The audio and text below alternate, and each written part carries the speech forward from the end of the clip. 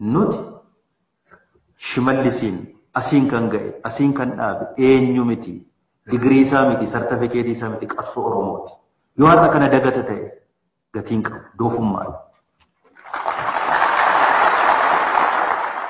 Dooktar Abiyyiin lammaa barcuma kanarra kan kaa'e asiin kan ga'e qabsoo dhiiga lafee ilmaan Oromooti.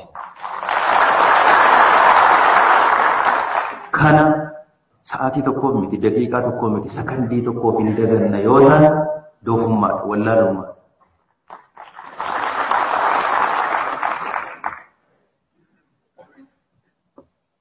Lubbuu keenyaa miti kan hojjennu. Jireenya miidhagaa jiraachisuudhaan miti kan hojjennu. Saba kanaaf, uummata kanaaf, biyya kanaaf nagaan akka inni dhufu akka darbuufi wanti gaarii akka inni dhufuufi. Tuma biraan akka mootummaatti dogoggora bakka nuti qabnutti nutti himamuun sirreeffachuun nurra jira. Nutti himamuu danda'us immoo qaba kun. Walitti mufannee gara jeequmsaatti wal gashinee lubbuu wal balleessine yoo taane dhiiga wal irratti dhangalaasne yoo taane nutu wal dhaba nutu wal diiga. Diigamiinsa kalees diigamne bittinnoofne dhufne garuu xaarii meeqaan har'a walitti qabuu jalqabne kana of jalaa deebisnee bittinneessuu ta'a. Of jalaa deebisnee diiguu ta'a. Gaafa diigamne gatiin qaba. Tokkummaa keenyaan alatti taakkuu tokko fuulduratti kan nu deemsisuu danda'u hin jiru.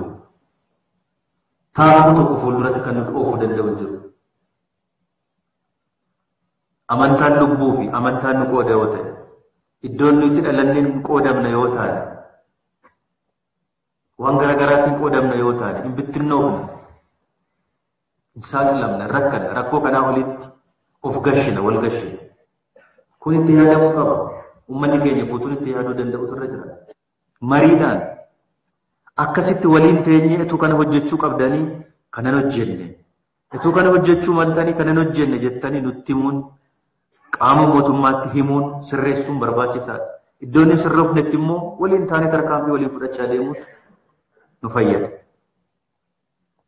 Yoo ilaame akkasii wal gorfachaa fi walitti himaa yoo deemne rakkoo keenya waan barbaadu waan nuyi biraan ga'iniif hin jiru. Garuu hokkora keessa, rakkina keessa, wal ajjeesuu fi wal miidhuu keessa rakkina malee bu'aan gaarii dhufuu hin danda'u waan ta'eef an dubbii kana dhaabbannee ilaaluun wal gargaarree ammas gadi teenyee marii kana duwwaan natti hin fakkaatu. Gadi teenyee qeerroo keenya waliin, qarree keenya waliin, beekaa keenya waliin, hayyoota waliin teenyee sirriitti mari'achuunii fi dubbii bu'uuraa lafa kaawwachuun nurra jiraata jedhee tayyaadha. Amanna nullee. Wal arrabsuurra waan dogoggorre yoo jiraate walitti haa dubbannu, walitti haa himnu, waliin haa sirreessinu. Kana duwwaatu nu baasa. Waan biraa ammaan booda nuti nu gidduutti dhiisaa warra mootummaa hoogganu qabsaa'ota Oromoodhaaf qabsaa'an gidduuttuu garaagarummaan kaleessaa har'aa fi boru dhalachuu qaba jennee nuti hin amannu. Yoo dandeenye halkanii guyyaa kan nuti hojjechuu qabnu mataa walitti hidhuudha, tokko godhuudha, walitti fiduudha, walitti araarsuudha. Uummanni keenya kan inni watwaatu, kan inni ganamaaf galgala dheebotu argu nuti adda baanee adda facaanee nu arguutu hin ta'in tokko taanee wal bira dhaabbannee humna walii taanee nu arguu barbaada. Nus hojjenne kana kan hojjechuu qaba. Hayyuun keenya beekaan keenya nu gargaare kanarratti kan nu gargaaruu qaba. Hojii nuti hojjennu irratti immoo iddoo humna dhabneef nu hanqate irratti nu gargaaree qaawwa keenya guutaa wal deeggarree hojjechaa deemuutu nurra jiraata. Kanaafuu an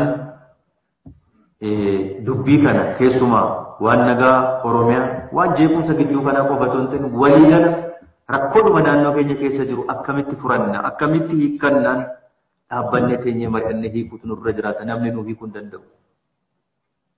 Dubbii kana namni nuuf fixuu danda'u hin jiru. Fixachuun nurra jiraata. Nuttaa mi'aawu haa hadhaa'u dubbii fixachuun barbaachisaadha.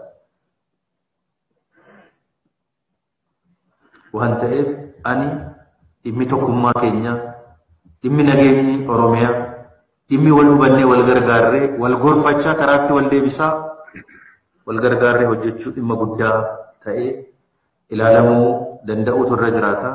Ija kanaan hundi keenya yoo wal gorfannee wal gargaarree yoo hojjenne rakkoo kana keessaas rakkoo nuyi dabarre miti.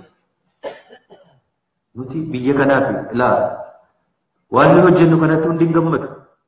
Hundi yoo dallanuu baatellee kan bisheessuu barbaadu, kan summiitti naqu baay'ee. Waan tokko dagachuun irra jiraate dheeyyaa. An dhuunfaa kooti waan baay'ee dogoggoruu nan danda'a.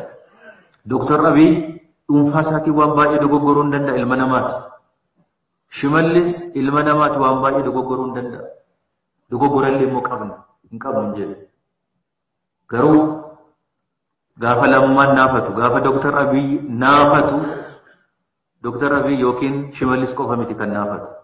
Isa duuba namoonni as jirru kun dhuunfaa keenyaan hin dhufne qabsoo keessantu asiin nu ga'e as nu kaa'e asitti nu fide qabsoo keessantu naafata. Qabsoo saba keenyaa uummata keenyaatu naafata. Nama dhuunfaa miti. Walittaa dubbanna walittaa mufana. Garuu waan saba keenya deebisee hin qaanessine rakkinatti hin finne dhaabbannee yaaduun lama dhaabbannee yaaduun baay'ee barbaachisaadha. Nageenya naannoo keenya qofaaf itoo hin ta'in waan dhimma keenya walii galaa irrattu teenya waliin mari'achuudhaaf nuti qophaa'aadha. Walitti haa dubbannu garuu immoo wal gargaarree wal deeggarree waan kaleessa arganne kan harka keenya keessa akka hin baane goonee eeggachuun dirqama hunda keenyaati waan ta'eef.